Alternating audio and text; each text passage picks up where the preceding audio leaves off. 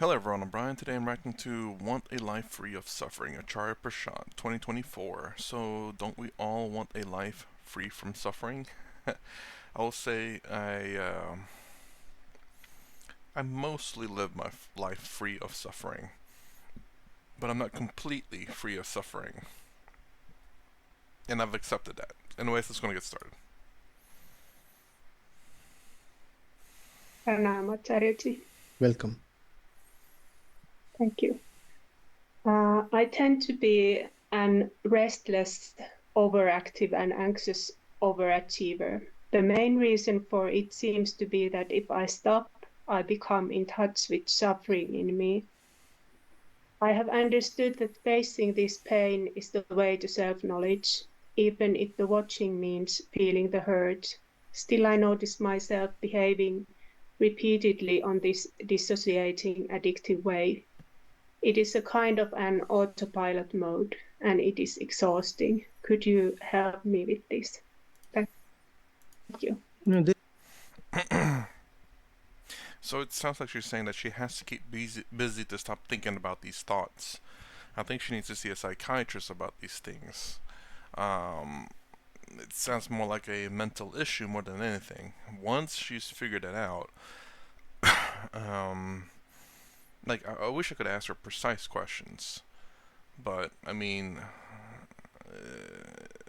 it sounds like she's having difficulties with her thoughts and with things that has happened to her. I'm assuming that's what the case is, but she definitely needs to see a psychiatrist about that to work out those issues, to get those issues laid to rest. Then after that, you know, progress because um, can Advaita Vedanta do it too? Sure.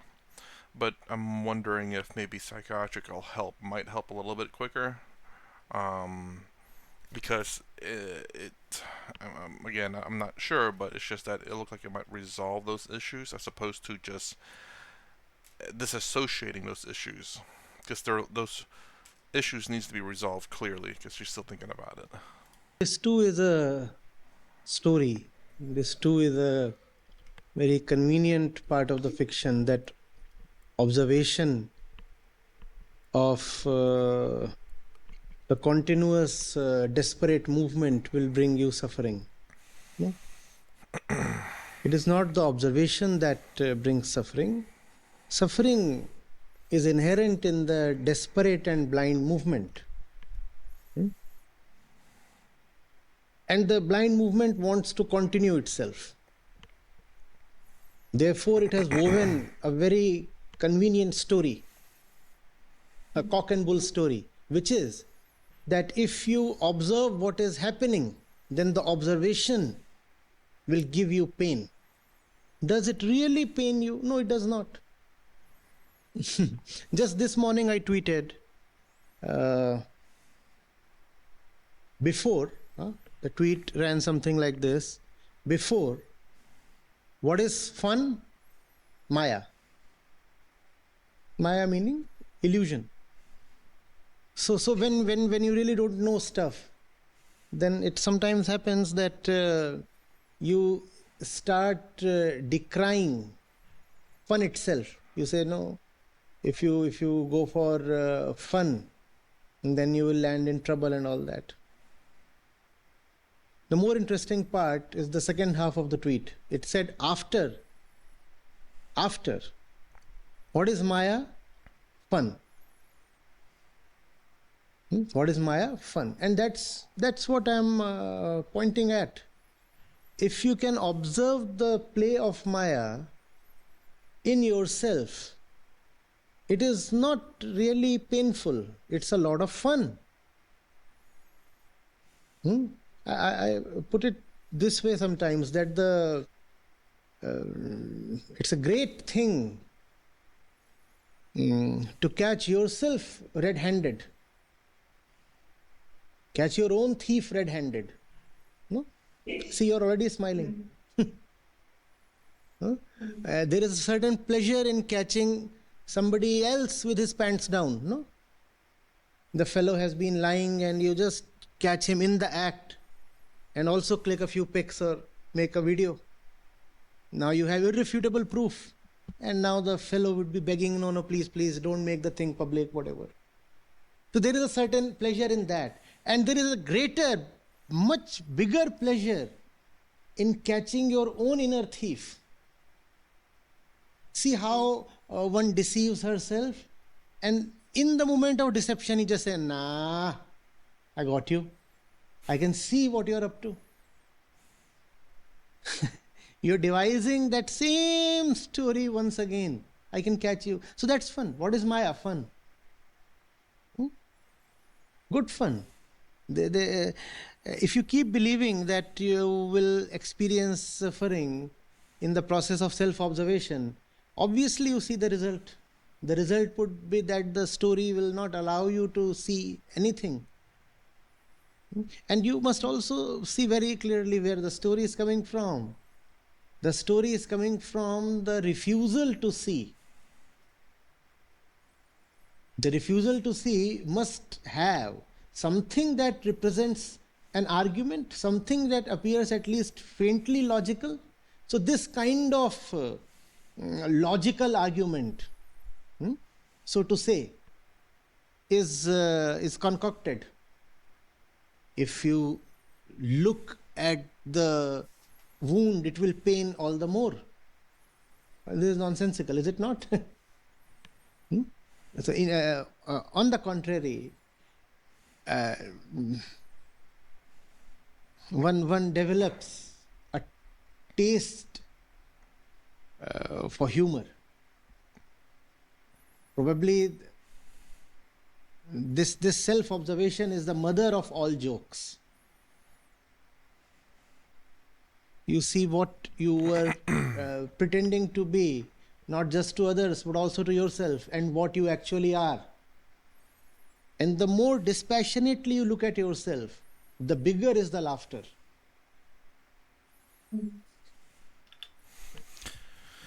I'm trying to understand him. The only way that it seemed to make sense to me is if there's this disconnect initially. So you see yourself as, well, you see yourself as your true self, and you're seeing this ego in the body doing the actions, and then that's when you can laugh at yourself. You catch yourself because there's has to be a disconnect between your true self and then the ego in the body. You catch yourself. Um, because I don't know, it doesn't seem like it doesn't seem right or doesn't seem to make sense that you the ego you and the ego body are catching yourself. You're one and the same because then you are doing it.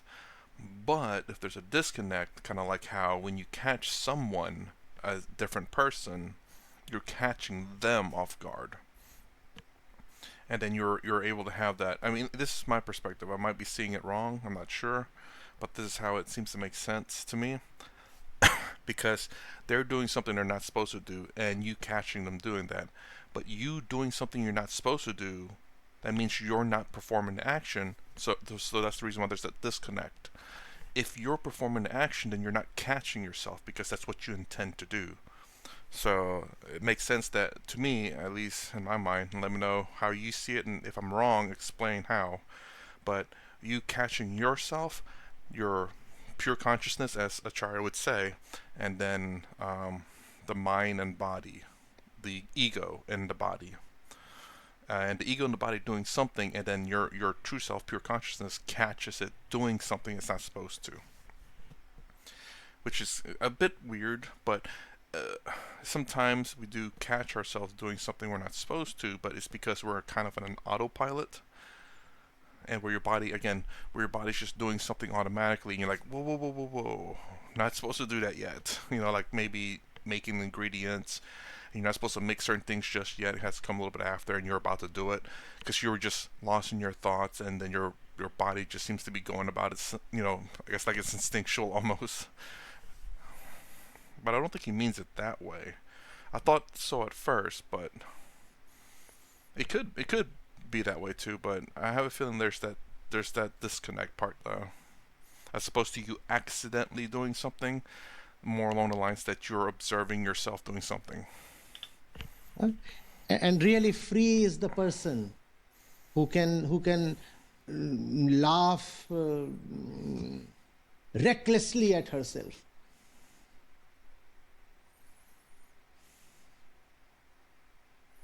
Laugh with no care at all.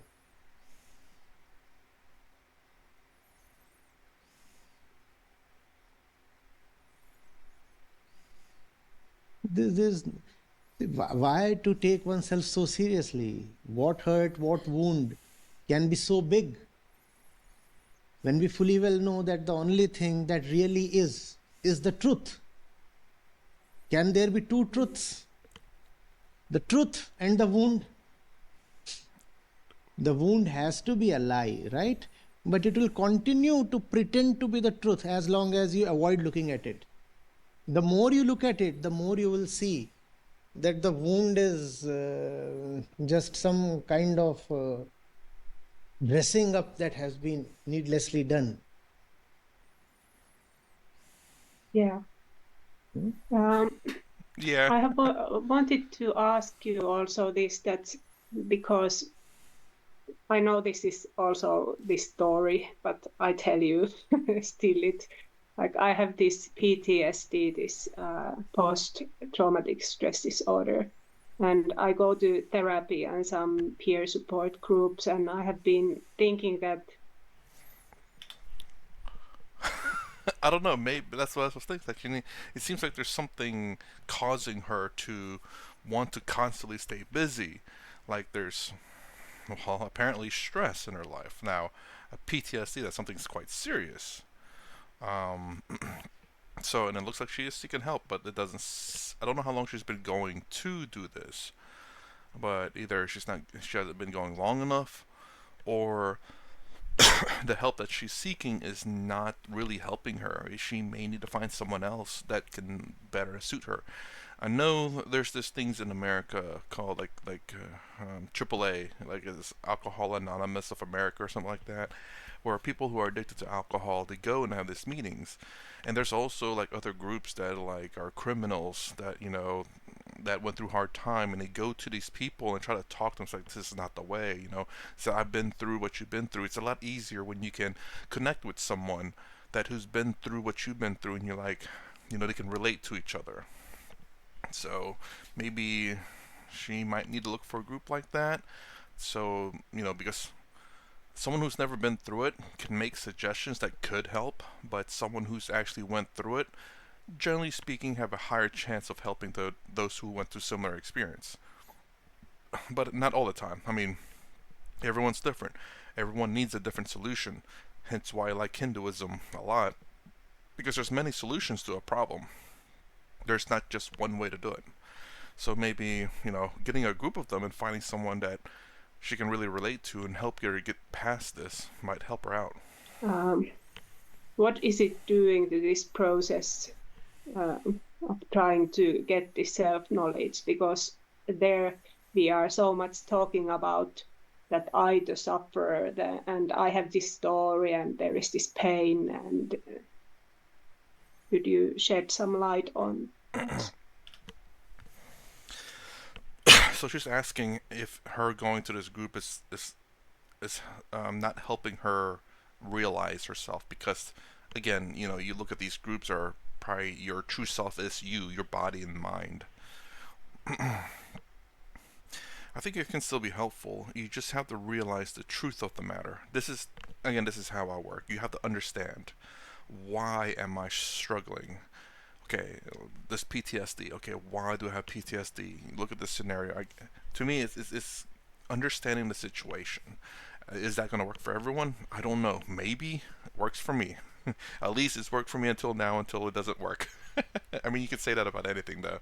Yep, it's been working so far, and it stopped working. But she needs to, at least, like again, if you've never tried it before, give it a genuine try. So understand the reasoning behind things. And if there's no reasoning behind it, then that is the reasoning. It's the fact that there's just evil in the world, or whatever it may be. There's just coincidences in the world. I mean, most things are not coincidences, but because things happen for a reason. I do believe that everything happens for a reason. It's not to say that things are out of your control, but there are things out of your control. You have control over this body for the most part. Obviously, if you have cancer or disease, it's not because it just spontaneously, appeared. The reason behind it is that your body, your genes were susceptible to it. It's not like you never had it and your family never had it, and all of a sudden it just miraculously appeared. It could be because you're working with chemicals that had kind of mutated your genes or something, mutated some cells. So, I mean, understanding is one way for understand why things are. It sounds like she's. I don't know how. Again, I don't know how long she's been going, but it does take some time. But if she's been going for a while, she may need to find someone else. Her whatever, either group or the therapist she's seeing is not helping. There is the pain that you experience, and there is the therapy. So there is stuff going on, right? The more you can, in an uninvolved way, with detachment and abandon, see what is really happening, the more you will find that the therapy works better for you. In fact, you will be able to more correctly deduce when you are no more in the need of any therapy. See, if the disease stands exaggerated, so will the treatment. No? Yeah. If my disease is this big, the treatment will have to be proportionately bigger. What if I discover slowly that the disease is shrinking? That will help me opt out of the treatment one day, no? A weird way to give the example, because this makes me think, well, if there's a disease, you go see a doctor, and the doctor is the one that's supposed to tell you the actual treatment and the actual cure, if they know it, or in the actual process to get it done. Your judgment on things is not clear. You don't have the scientific basis for diseases. I get the example he's trying to say is the fact that you yourself, you think you have this massive disease, but if you just step back and kind of really look at the disease, you're like, oh my gosh, it's so painful, it's so massive, and you look like, oh, it's not, it's just a little tiny one, and this entire time you've been ignoring it. Looks like because you think it's disgusting, it's massive, it's huge, it's hurting. So you go to the doctor like, oh my god, it's so big and it's terrible, and the doctor's like, yeah, it's okay, and he's just like, he's not even looking, it's just writing down all what you say. It's like, okay, well, based on what you said, here's the prescription, whatever. Then all of a sudden one day you decide to look, it's like, oh my gosh, it's just a scratch, and that's, I think, what he's trying to say is the fact that, you have to really look at the situation. Perhaps, again, I'm making an assumption here. You have to really look at the situation and not just kind of, how to say, glance or make assumptions about your disease at the time. Yeah. Yeah.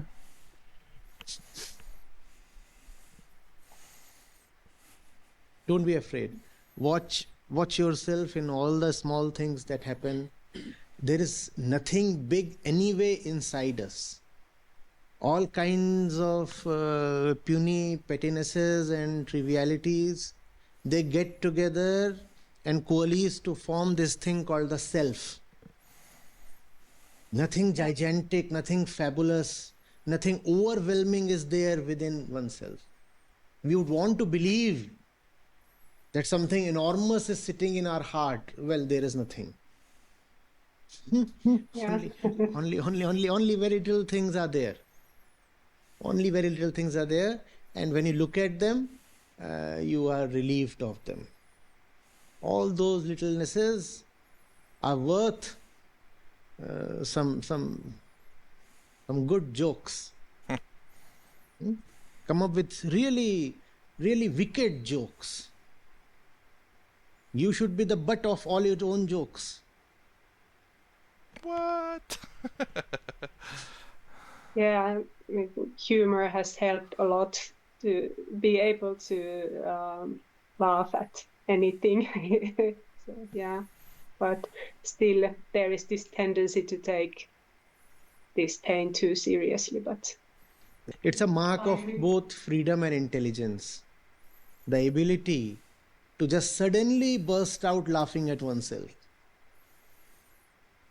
Also, there's a way to go about it though. There are people out there who will who will claim to laugh at their being the butt of their own jokes and stuff, but it's not because it's in a helpful manner, but it could be in a self-destructive manner. Um, Obviously, he means it to be in a constructive manner where you don't take yourself, because he said this, you don't take yourself too seriously. Don't take yourself too seriously. That way, you just laugh at the little problems that you have, you know. And I do think about it that way too. Like for, I, people say first world problems, because it's really honestly the reason why it's said that way is because it's stupid. You live in an amazing country, and you have all the opportunities in the world, and you're being so, I don't know, childish or petty or whatever it may be, and you don't realize how good you have. Essentially, that's what first world problems kind of means, is the fact that you know you really don't have problems. The problems that you think that you have are non-issues. yeah. And it's a mark of stupidity and heaviness, dullness, that one takes himself just too seriously all the time. Only very dull people do that.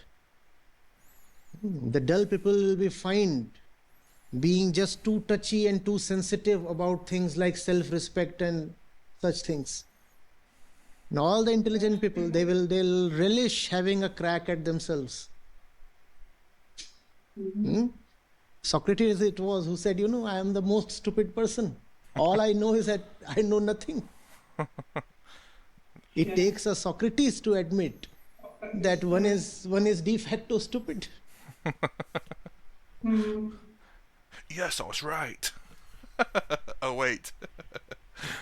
Yeah, thank you so much. I have been listening these newer Vedanta English sessions a lot lately, and it just keeps giving and giving and getting deeper. And I feel like every time hear something new, and I'm so thankful for this teaching. I'm glad. Welcome. Oops. I hope she understands. I mean, I don't know how much she's following Acharya, but it seems like she's been following for a little bit. I mean, to be able to call in and stuff.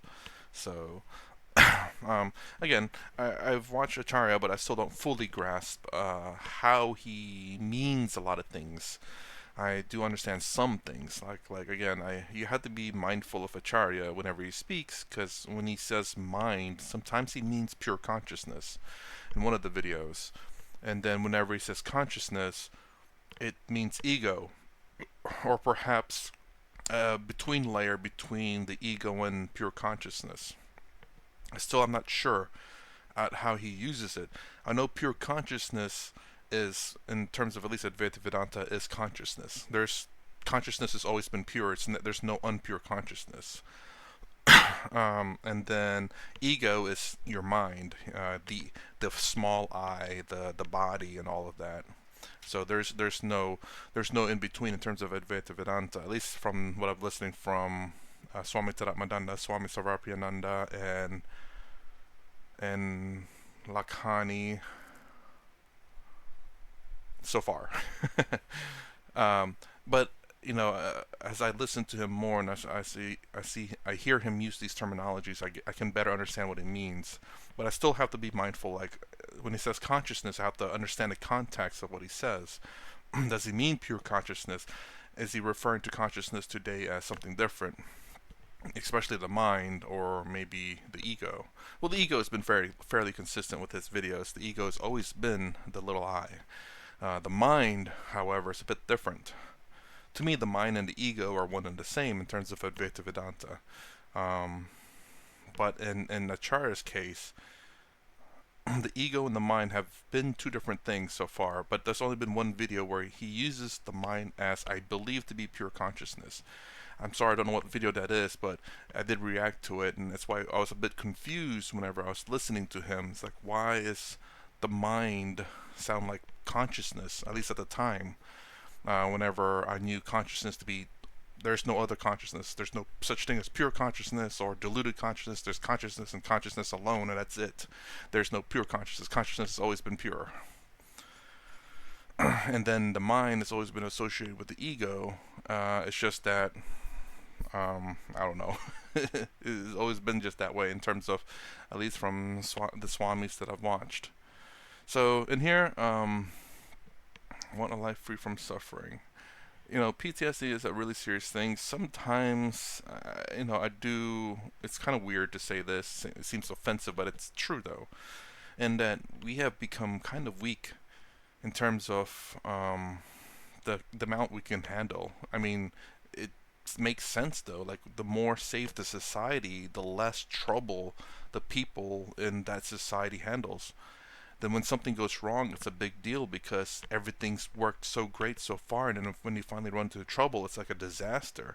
When you look at people who are, excuse me, I'm sorry, in like undeveloped nations where there's trouble all the time, there's hardship all the time, and that's just everyday things. That's just normal life. So when they run into trouble, it's no big deal. It's like, well, it's just something I need to fix. Or if you look at a lot of the developed areas where everything can be done for you. You just pay them, or you can kind of do it for yourself in a much it's significantly easier. You don't have to farm for your food. You don't have to make your own things. You don't have to repair stuff. Everything's easy. But then whenever trouble hits, it's just a big deal because oh my gosh, everything's worked so far. So and because these people have not had too much hardship in their life, a little bit of hardship is very traumatic to them, and it's sad, genuinely. Um, I guess I'll kind of make this post. I'm done with the video and everything. I'm gonna make this advertisement for myself. Sponsored video by me. So I'm gonna post my first members only video,